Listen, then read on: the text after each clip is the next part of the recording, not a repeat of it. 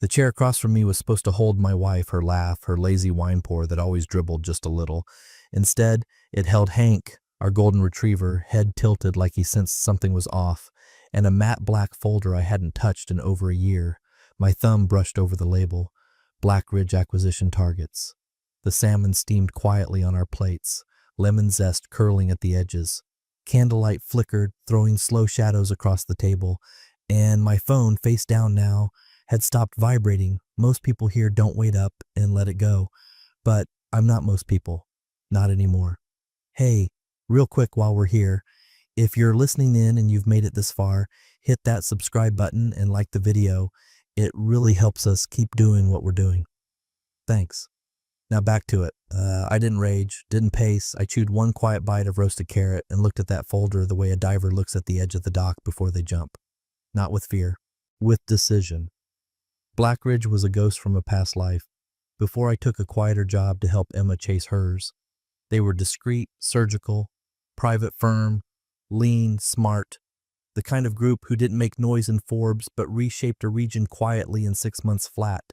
And now they were circling Salix Group, the company Emma had spent the last 2 years climbing, pitching, pushing, bleeding into. I'd seen the Black Ridge logo last week. She was flipping through slides at the breakfast table, brushing toast crumbs off her iPad. She didn't notice when I leaned slightly, squinted at the corner watermark, and then tucked the memory away like a seed. Now it was sprouting. I opened my laptop, fingers moving without sound. Kellen Advisory, dormant alias. Login accepted. The dashboard blinked to life like it missed me. I toggled status to accepting limited strategic engagements. No photo, no history, just credentials, clean, sharp. 7 minutes later, the ping came through. Are you familiar with Salix Group's Eastern Europe supply lines? I reread it once, then again. Emma had vented about those exact lines every night for months. Vendor delays, pricing spikes, unofficial routes, Clara insisted were clean. Emma hated gray areas. At least, she used to. I'd watched the shift happen slowly. The dinners she missed, the receipts she hid, the way she stopped asking me about compliance strategy and started dismissing it. I cracked my knuckles. Typed intimately. I closed the laptop. Blew out the candle. Hank stood up, stretched. I smiled at him. Looks like it's just us tonight, buddy. And in my chest, something sharp and familiar stirred. Not vengeance. Not yet. Just clarity. In my study, the light was softer, warmer than the kitchen, where the food was now cooling untouched. I pulled the folder open like it might exhale. Inside, a clipped packet of vendor data, regional maps, cost overlays, and a tentative org chart with Salix Group at the center. Emma had tucked it away under nondescript labels, probably assuming I'd never touch her work materials, or maybe she just didn't care anymore if I did. What she didn't know, what she had clearly forgotten, was that Black Ridge had tried to recruit me 5 years ago, before her last promotion, before I stepped back to make room for her star to rise. I hadn't taken the offer, but they'd set me up in the system anyway. Alias clean, firewall active, credentials untouched, aging like good bourbon. I logged in now. The backend had barely changed, cold, efficient. A series of toggles and filters for geographic access, compliance zones, and engagement tiers. I scrolled to the profile settings, toggled my status to accepting limited strategic engagements, and let the system sync. 6 minutes later, a direct ping blinked onto the screen. Are you familiar with Salix Group's Eastern Europe supply lines? I sat back, hands still on the desk. Familiar was an understatement. Emma had been obsessed. Those nightly debriefs I'd pretended to half listen to, the ones she thought went in one ear and out the other, were etched into me. The whole layout, supplier aliases, third-party logistics games, misaligned payment schedules, freight reroutes around audit checkpoints. I could draw the supply flow from memory. I typed 4 words, intimately, send your scope. Less than an hour later, I had their draft proposal. Salix was bleeding margin through acceleration clauses. Someone internally had slipped into vendor contracts without board awareness. It was masked as incentive-based payout, but if you trace the spend curve, it showed clear manipulation, speed over integrity. Internal eyes were either blind or complicit. Emma's name didn't appear, but Clara's did, Clara Lewis. Marketing and regional ops. Emma's shadow, really. They went back to their first year at Salix, climbed together, covered for each other, drank together, laughed when someone from legal flagged too many internal discrepancies. Emma used to tell me that Clara made work fun. Now it just made it fragile. I clicked open a fresh doc. Preliminary risk signal draft. Salix U cluster. I didn't mention Emma. I didn't need to. I focused on patterns, anomalies, incentive misalignment, freight irregularities. Every flag came straight from her rants, the ones she thought were just stress dumps, the ones I'd absorbed like gospel. That night alone, I mapped 6 vendor inconsistencies, 3 ghost contracts, and 2 that tied directly back to Clara's wing. By midnight, my outline was complete. I didn't hit send. Not yet. Instead, I leaned back, let the silence stretch. Hank padded in, curled at my feet. I looked over at the Black Ridge logo glowing dim on the screen. There's a moment right before you jump, when the wind dies and everything feels still. That's what this was, not revenge, just motion. The cafe was one of those places designed to make people feel important. Minimalist glassware, white tablecloths even at brunch, a server who refilled your water before you noticed it was low. I arrived 10 minutes early. Roman, Black Ridge's internal advisor, walked in 4 minutes late. Expensive coat, no umbrella, not a drop of rain on him. We didn't shake hands. He slid into the seat across from me and set his phone face down without a word. The look he gave me wasn't warm. It was surgical. Calculating. I've reviewed your profile, he said, nodding once. You built 2 supply audit platforms? 3. 1 didn't go to market. Better in-house. He gave the smallest approving nod. Your insights on the vendor clusters were specific. I didn't answer. He reached into his coat and pulled out a printed 1-pager. Salix Group's Eastern European expansion strategy. Asterisks everywhere. Circled vendor chains, margin notes like Q3, Q4 spike unexplained, and unusual shipping lanes, Turkey overlay, then 1 note in black pen, possible internal interference. We're having trouble isolating the failure points, a Roman said. It's like the data was scrubbed midstream. Logistics look clean until they don't. I leaned forward slightly, kept my voice low. If someone inside were bypassing cost structure audits for speed, what would that look like to you? He blinked, tilted his head like he hadn't expected the question so soon. Overlapping invoices, he said slowly. Sudden discount clauses. Maybe pilot vendors getting too much volume too fast. That sound about right?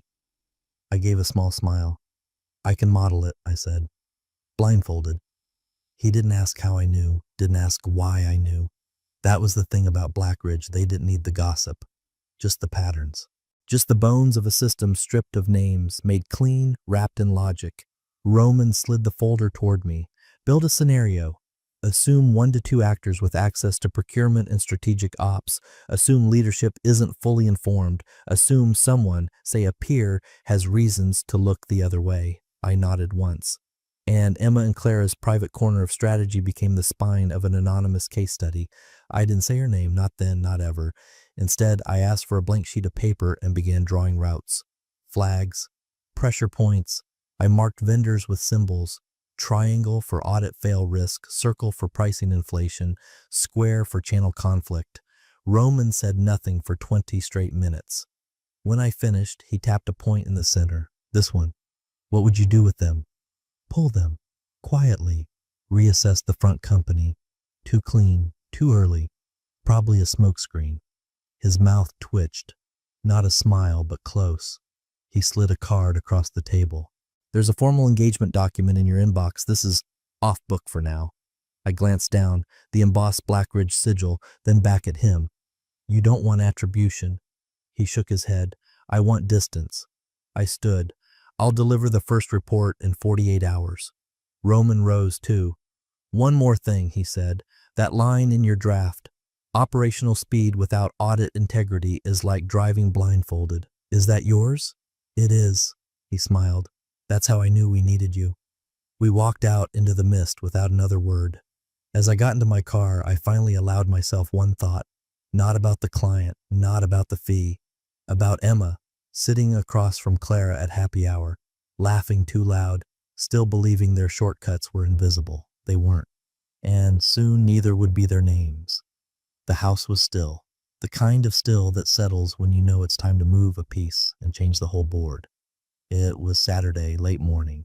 Emma had kissed me on the cheek, tossed her bag over her shoulder, and said, "House shopping with Clara, back later." Her voice was breezy, but too breezy. Her eyes didn't meet mine. I watched her back as she disappeared out the door.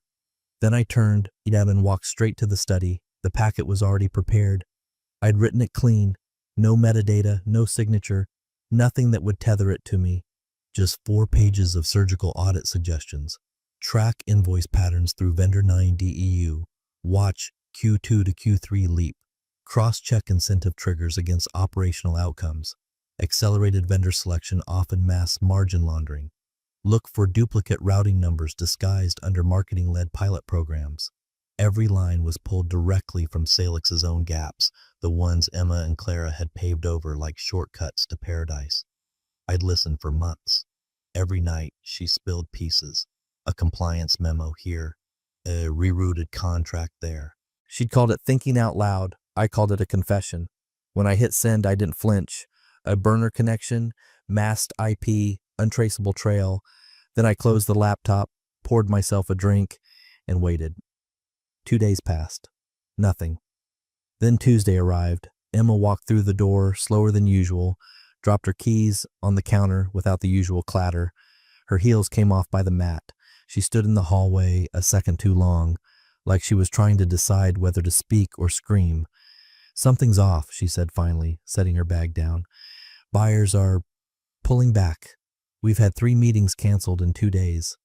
I glanced up from my book, kept my voice calm. "Strange, I thought they were bullish last quarter." She blinked. "How would you know that?" I met her eyes, and slowly, deliberately, I lifted my cup of tea and took a sip. The silence between us stretched.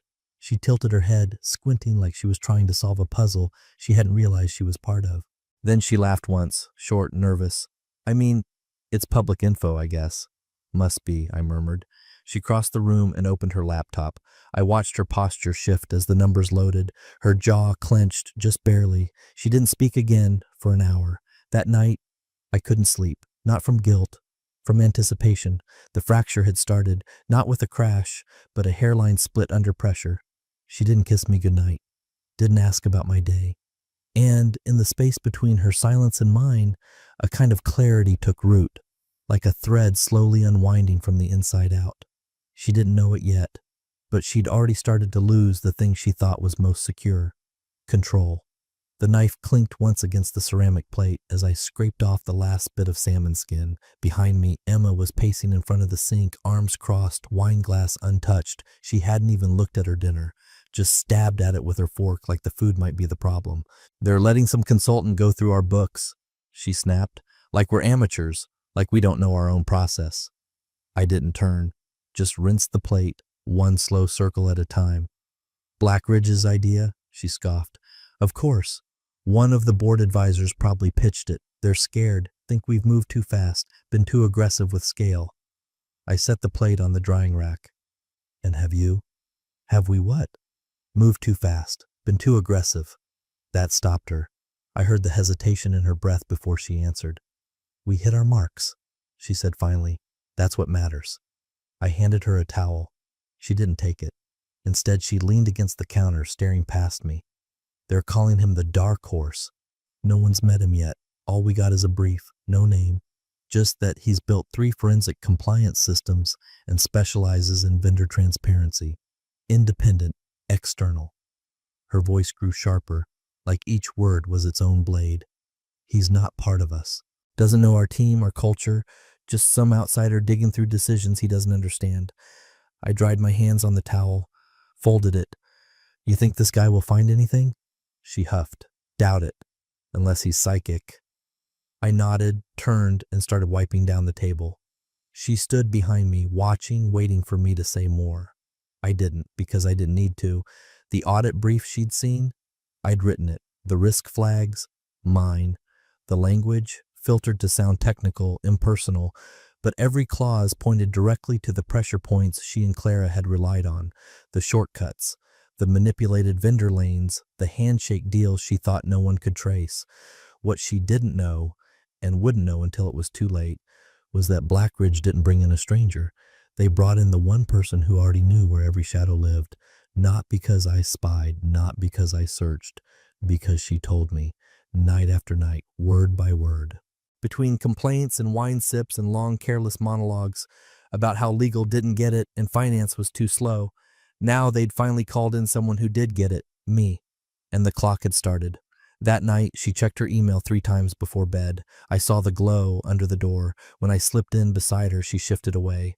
I closed my eyes. The space between us felt colder than it had the night before. Not empty. Loaded. Thursday dragged itself in, soaked and gray. Rain tapped steadily on the kitchen skylight like a metronome marking time I didn't need anymore.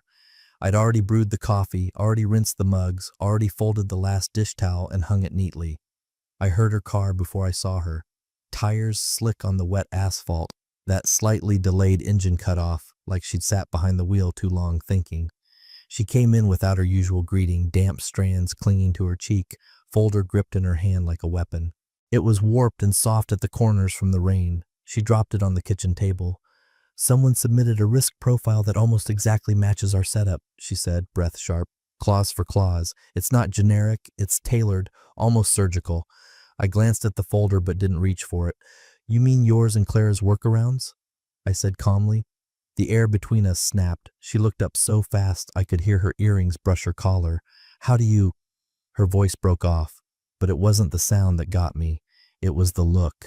Not just fear, recognition. I turned away before she could say anything else, bent to refill my coffee. The silence in the kitchen stretched long enough for the heat between us to dissipate into something colder, more brittle. Then I heard the paper rustle. She'd opened the folder. The memo had slipped halfway out, page slightly curled from water damage. My LLC logo, just a mark in the bottom left corner. Simple, clean. Disguised, yes, but unmistakable to anyone who'd seen my early pitch decks. To anyone who'd sat across from me at 3 a.m. while I drafted strategy for clients she didn't believe in. To someone who used to call me brilliant when no one was listening. She stared at the logo, then slowly her eyes moved to the center of the page. Operational speed without audit integrity is like driving blindfolded.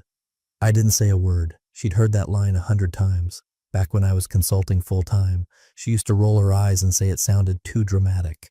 I kept saying it anyway, because it was true, and now it was staring back at her, in ink, in print, tied to a profile that mapped precisely the foundation of everything she'd helped build at Salix. She sat down hard on the bench, the wet folder still clutched in her hand. You, she started, but the sentence never landed. Instead, she whispered it, more to herself than to me. You knew. I turned, met her eyes, steady. I listened. The weight of that fell louder than any accusation. She blinked fast, twice, like she was trying to reset the moment, like she could undo what the paper made permanent.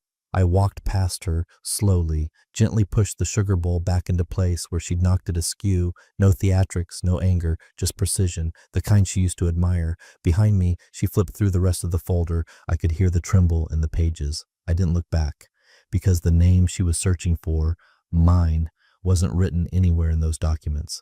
But it didn't need to be. It had already arrived, in the shape of a mirror she couldn't look away from.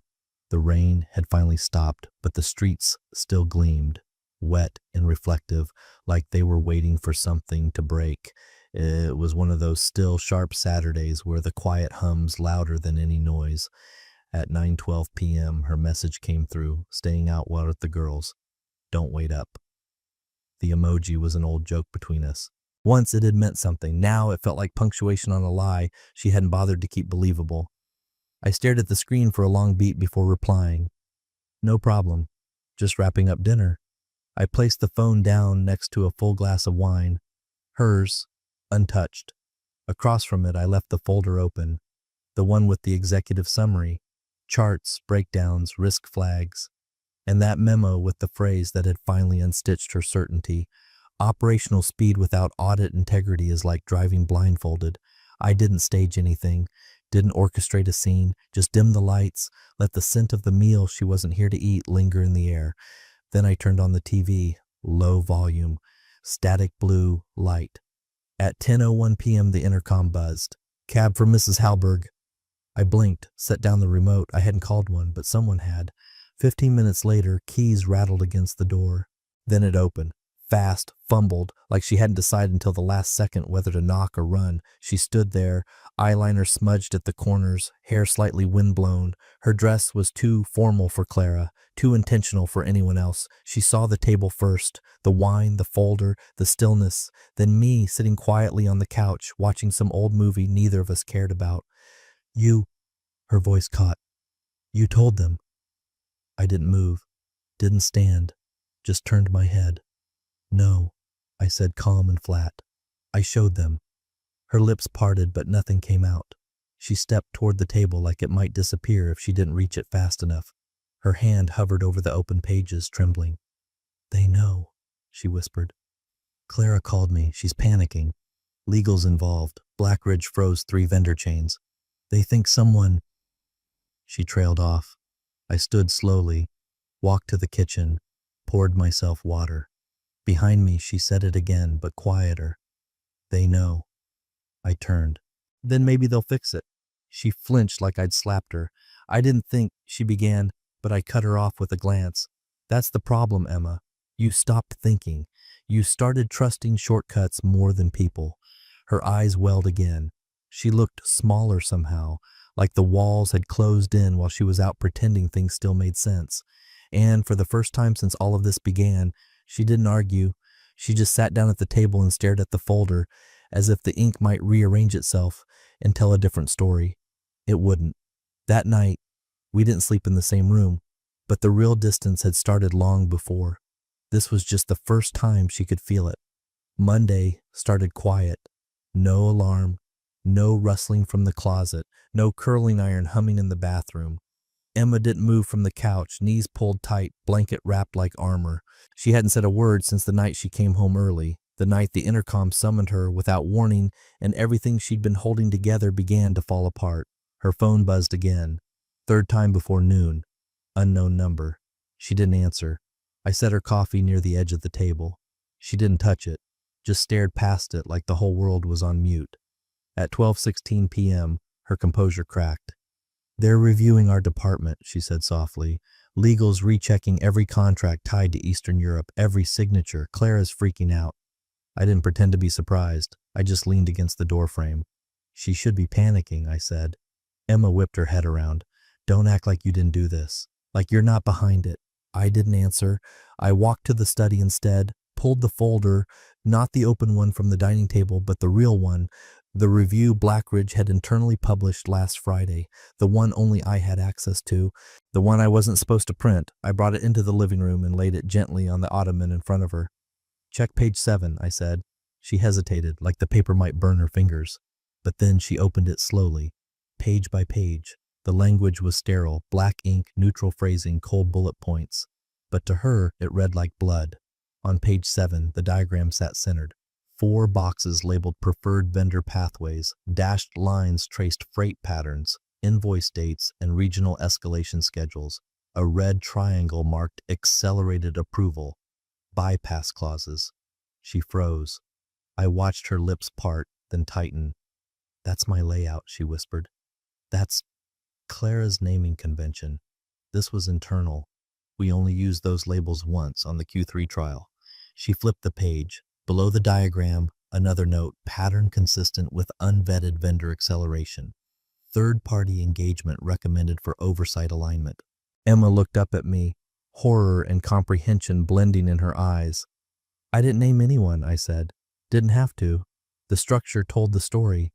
Her voice dropped, brittle. They know it's us. I tilted my head. Do they? She stared, wild with panic, looking for a crack in my face, a tell, something that would give her a way out. There wasn't one. She gripped the folder tighter, knuckles pale. You could fix this. I almost laughed. I did fix it. She looked like she might cry, scream, plead, any of them. But she did none of it. Just sat there, folded over the evidence of her own shortcuts, blinking like she'd woken up in someone else's house. And maybe she had. Because whatever we'd shared, trust, warmth, protection, it didn't live here anymore. Only the wreckage remained, and the sound of paper turning. She didn't speak as she turned the pages, just breathed harder with each one, eyes darting from chart to chart, scanning for something she could discredit. Some error, some ambiguity, some clue that this wasn't what it was. But it was. Vendor clusters flagged for audit, freight patterns mapped with time-stamped anomalies, margin inconsistencies tied to Clara's preferred vendors. It was all there, right down to the shaded overlays, highlighting what they'd called efficiency gains in those late-night brainstorms over wine. Gains that bypassed review, gains that wouldn't survive daylight. Then she reached the last page, and I knew the moment her eyes hit it. Bottom right, back corner, small font, consultant, R. Kellen, Kellen Advisory LLC. Her fingers hovered over the line as if touching it would confirm what she already feared. She didn't blink. Her voice, when it came, cracked mid-sentence. This is your company. I didn't deny it, just met her gaze. She stared like she didn't recognize me, like the person across the room had been swapped with someone else while she wasn't paying attention. But I hadn't changed. She had. You used my pillow talk to bury me, she whispered. I leaned forward slightly.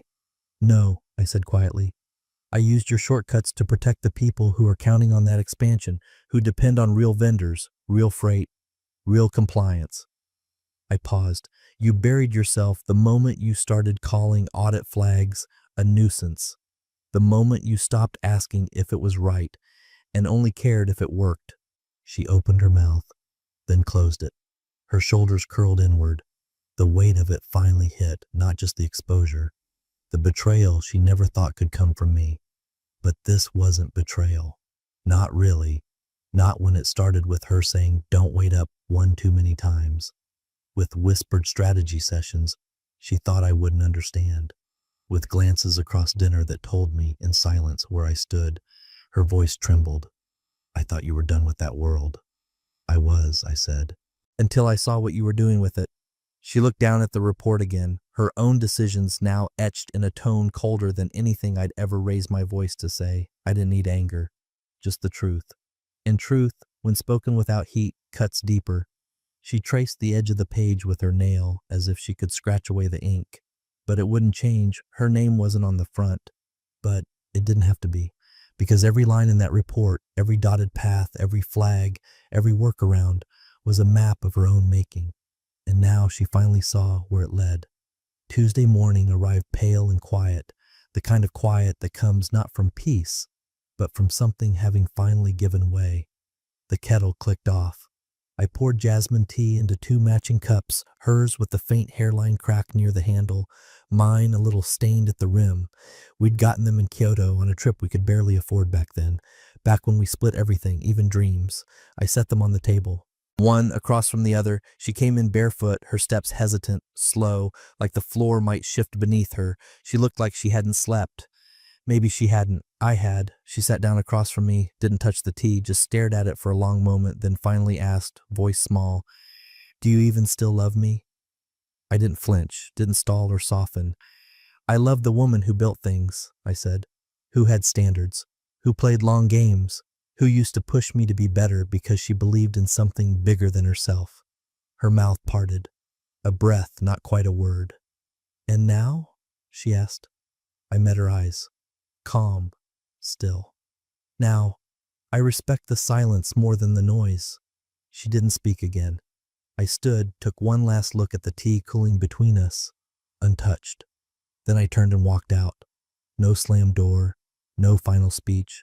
Just the soft pad of my shoes on the hallway rug, the creak of the coat hook as I reached for my jacket. Behind me, the folder still lay on the table.